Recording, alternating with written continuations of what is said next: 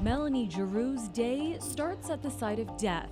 With a rat kill sheet into the hundreds, she's sort of a grim reaper of rats. What is that? That is a rat that's been eaten by other rats.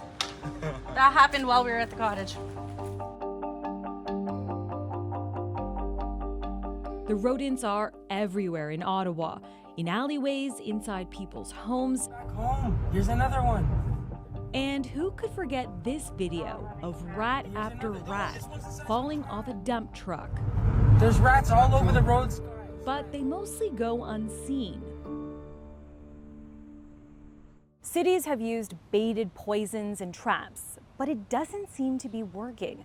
There is another solution on the table. An Ottawa City Councillor is proposing putting the rats on birth control. I needed to get a real sense of the problem. That's how I met Melanie. Hi. Nice to meet you. Sure. Thanks for doing this. Hey, no problem. Okay. Do you want to go to the back? Yes. She shows us her latest kill, Oh. death by trap. If no one eliminates them, they're just going to keep reproducing, and then we're going to get another boom. And You can't wait for another boom. I can't. It's awful. The last boom was in 2021, after construction in the area forced rats to this dumpster that happens to back up right next to her yard. That year, she caught nearly 500 of them. The dumpsters all have a drainage hole at the bottom, and the hole is about this big. Yeah. And the rats go in and out of there every night to feed. So it doesn't matter how much we clean up, they just find their way in there. What I want is for the city to mandate something to cover that so that the rats can't get in, because it doesn't matter how much we clean up, there's always going to be food in a dumpster.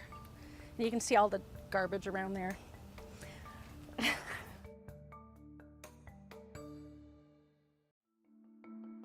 She's not the only one in a battle with rodents. According to city data, the rat population continues to climb. In 2023, the city responded to nearly 750 rat requests. The problem was so bad, a rat mitigation working group was formed. Cities are being asked to build more than ever before, and with that, we're disrupting rat habitats. And rats procreate at a rate beyond your wildest imaginations. That's right. Rats multiply extremely quickly.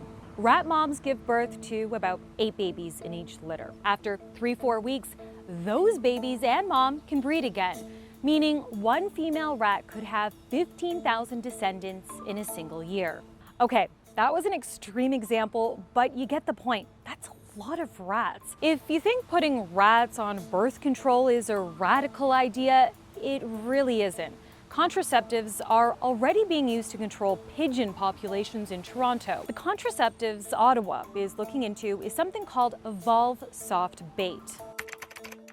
The pellets would be scattered in rat-infested areas. The active ingredient is cottonseed oil, which is supposed to interfere with the reproductive mechanisms in both male and female rats. They're designed to be extremely attractive. Now, what I taste is peanut butter. So the base is peanut butter. Why? Peanut butter is exquisitely attractive. According to Mayor, the stuff is harmless and even tasty to humans. There are, of course, concerns. What if a dog or a squirrel ate this stuff? The company behind this product says it could make your pet temporarily infertile if they consume large amounts over an extended period. That's one of the reasons New York City is proposing this pilot project, because it won't kill other species. Like New York's beloved Flacco, the owl who died in February. Testing showed he had rat poison in his system.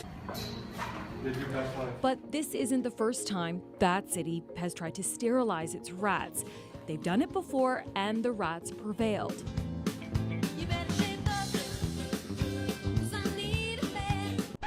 But it has worked in other cities across the U.S., such as Boston, says Mayor.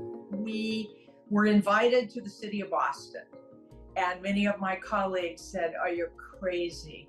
You can never do this in a large city."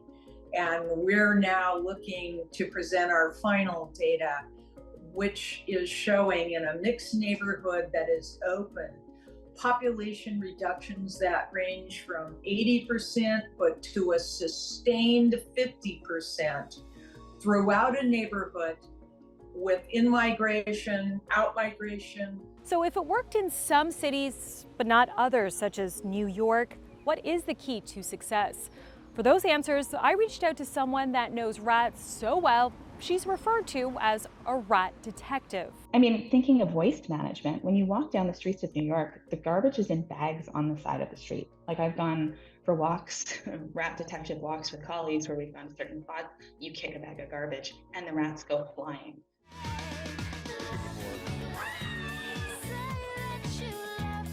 Right? How much birth control would you have to put down in that city continuously to address all of those rats when the food for them is still there? The food, in a way, is part of what is determining how many rats can survive in an area, right? The more food you have, the more rats that can survive.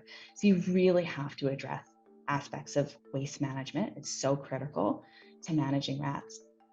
Birth control, trapping, poisoning, those are some tools in a toolbox, and they do not address the underlying issues that promote rats in cities.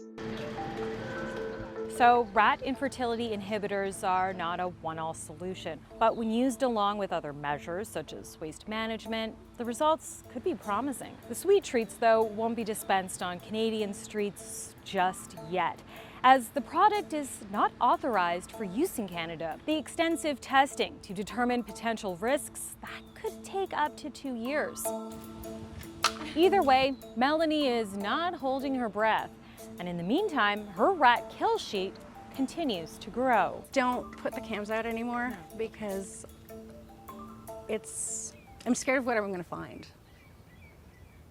I don't want to know how many I'm dealing with.